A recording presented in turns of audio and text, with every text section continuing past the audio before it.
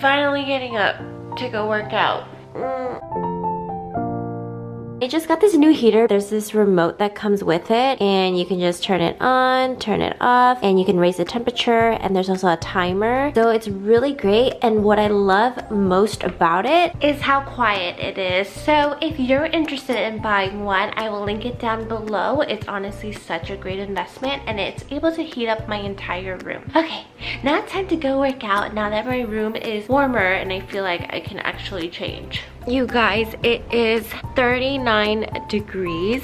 That's too cold. So I am on my way to go to one of my favorite workouts, and LeBron James likes to go all the time as well. It's called Rise Nation, and I've talked about it in my other videos, but they teach really early morning classes, so I gotta go.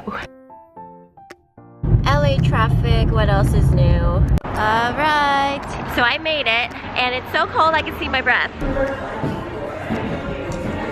So I went and got a smoothie at Earth Bar, and I was surprised to see that they don't use paper straws because they're called Earth Bar.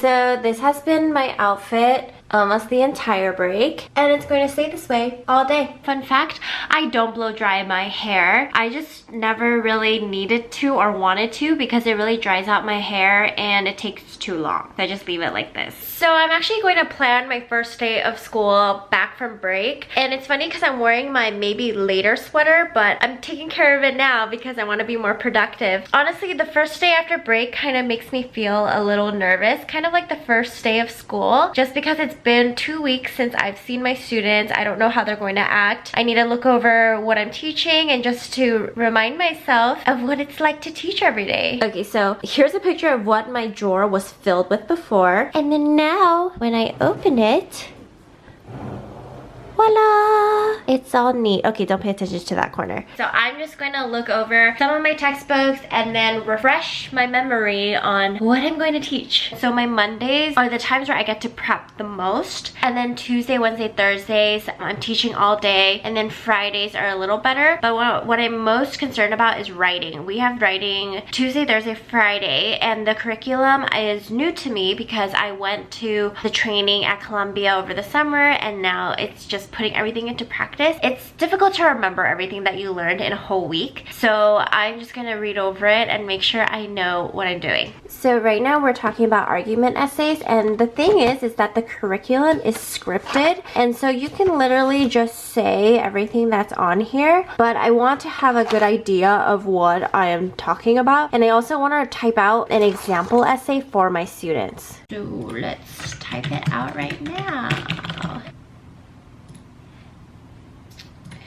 So grammar, I have my 6th graders and my 5th graders, which I've talked about in my teaching 2 grade levels video, which I'll put right up here, right up there somewhere. I also am going to do a new program called Grammaropolis. So they have nouns, verbs, adjectives, adverbs, etc., and it's amazing. The perks of being a millennial teacher is that there are so many online enrichment components that you can utilize in your classroom, so you don't ever have to feel like you're completely on your own. But honestly, for teachers, you're really not alone because your school will always, not always, but usually you'll have curriculum in place, and so you're not just kind of winging everything. You're following a set schedule and trying to decipher what do my students really need and what can I take out and what will we need to move around so that they're ready for testing.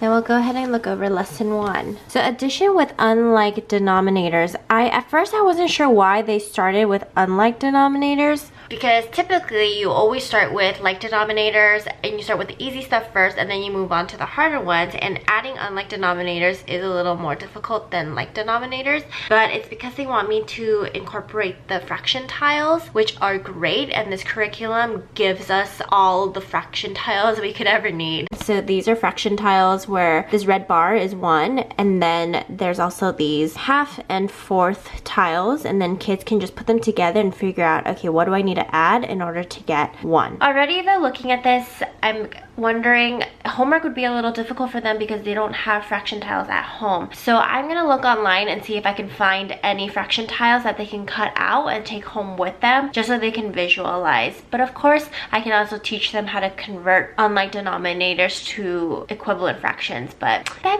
might be a little too much on a Monday. What I really wanna do is I wanna bring in cake or pie and then physically cut it so that they can visualize a half, a fourth, 6, and then also equivalent fractions where 3/6 of the pie is also equivalent to half the pie. If I can get to a market, I'm gonna do it. I just looked up how to bake a cake because buying cake is just more expensive than it needs to be, and then I realized, wait, I have brownie mix. I could just bake a bunch of brownies in a circular tin and then cut them up. Great. Alright everybody, so I just finished my first day back from winter break, and I did everything I said I was going to do, except I also really reinforced all of my classroom expectations and where they turn in their homework, where they get their school supplies, what kind of paper I want them to use for certain things. For example, line paper is for writing, scratch paper is for scratch paper,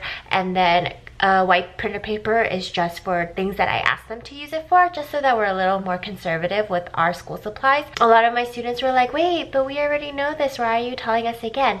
And then I asked the class, why am I telling you again? And then one of my students said, it's because we've been away for so long, we might have forgotten. And I said, yes, exactly. It's really important for us as teachers to reinforce our classroom expectations, even if that's a weekly thing, until the students get it down completely. So I'll be repeating mine very often. If you like what you see, please like and subscribe, and I'll see you later.